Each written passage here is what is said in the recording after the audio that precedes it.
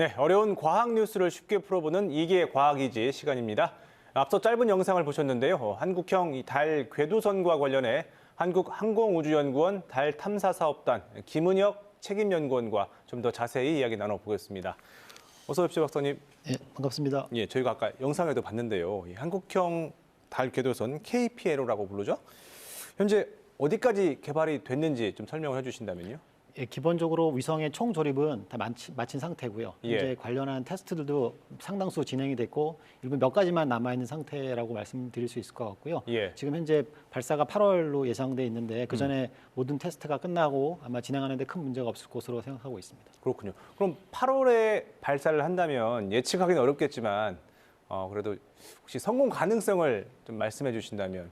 예, 우주 개발 관련해서 이제 보통 그 사전에 성공 실패를 말하는 게 참 어려운 거고 사실 말하면 그 자체가 또 문제가 될 수도 있어서 네. 조심스러운 면이 있는데 네. 역사적으로 보면 달 궤도선 같은 경우에는 이제 초창기에는 좀 실패가 좀 있었는데 그 이후로는 대부분 다 성공한 상태이긴 합니다. 물론 이제 그래서 대략 만약에 제가 퍼센테이지로 말씀을 드리면 대략 한 80%는 성공했다고 할 수 있고 대부분의 실패도 초기에 주로 집중되어 있는 상태이긴 하고 반면에 한국은 사실 초기인 거죠, 사실 어떻게 보면. 그래서 예. 그런 면이 있어서 통계적으로 그렇다고 말씀드릴 수 있을 것 같습니다. 지금 KPLO라고 부르는데 아직 뭐 누리호나 나로호처럼 이름은 정해진 게 아니네요. 예, 현재 저희들이 이제 개발하는 단계에서 명칭이 필요하기 때문에 KPLO라는 명칭을 지금 쓰고 있고요. 예. 아마 뭐 차후에 이제 임무가 성공하거나 달 궤도에 진입해서 네. 임무를 수행하게 되면 관련한 이름을 아마 뭐 정할 그런 문제가 생길 수도 있을 것 같습니다. 그렇군요.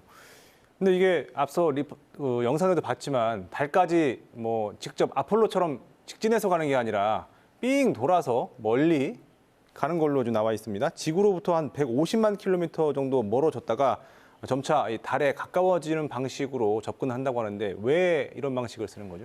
예, 기본적으로 이제 시간은 곧 돈이라고 생각하는 거랑 비슷하다고 말씀드릴 수 있을 것 같긴 한데 예. 시간이 많이 걸리는 반면에 달 진입할 때 사용하는 연료를 좀 절약할 수가 있습니다. 근데 궤도에 진입할 때 연료를 절약할 수 있으면 예. 실제로 남은 연료로 달에 가서 더 많은 일을 할 수 있기 때문에 그런 것 때문에 이제 어떤 상황에 따라서 연료가 충분하면 말씀하신 아폴로 미션 같은 것으로 진행할 수도 있고 연료가 부족할 수도 있다고 생각되거나 미션을 더 오래 하고 싶다고 하는 경우에는 좀 다른 궤도로 진행할 수도 있을 것 같긴 한데 경우에 따라서 일종의 선택의 문제라고 할 수 있다고 생각이 되고 다만 이제 지금까지 저희랑 비슷한 궤도로 갔던 게 많지는 않습니다.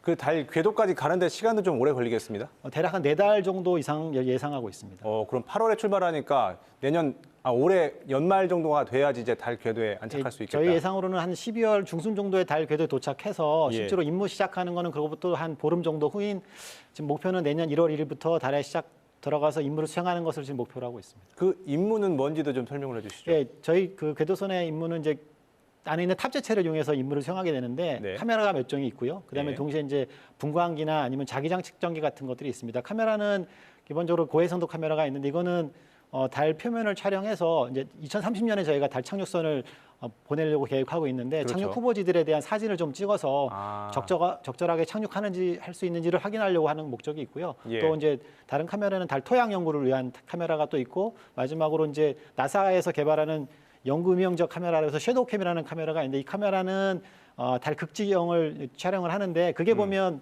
햇빛이 전혀 안 드는 영역들이 있어요. 저희가 연구 음영 지역이라고 표현하는데 예. 햇빛이 안 들어서 좋은 점 뭐냐면 만약에 거기에 물이 있었으면 물이 증발하지 않고 남아 있을 것이라고 생각하는데 그걸 촬영해서 찾아낼 수 있으면 이제 나중에 사람이 달에 갔을 때 물을 이용해서 뭐 여러 가지 일을 할 수가 있겠죠. 그래서 되게 중요한 미션이라고 생각하고 있습니다. 그 사진들을 일반인들도 볼 수 있을까요?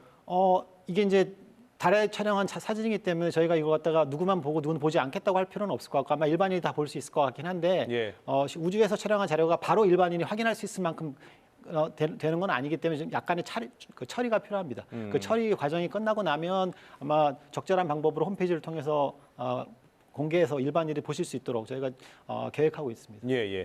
그리고 앞서서 이제 2030년에 달 착륙선도 보낸다는 계획을 말씀을 짧게 하셨는데요.